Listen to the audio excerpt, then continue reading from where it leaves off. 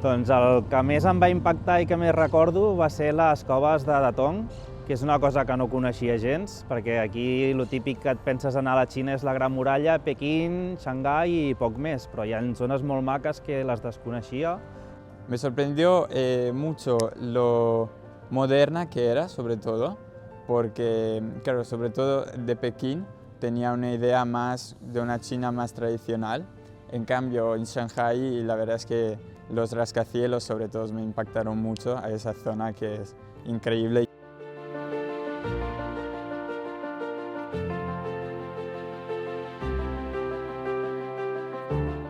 Allà em vaig veure més perdut, allà. Però la gent és molt maca i tothom t'ajuda. La gente me ha parecido muy acogedora y muy amable. La verdad es que todos los que hemos encontrado muy sonrientes, la verdad es que encontramos personas muy amables.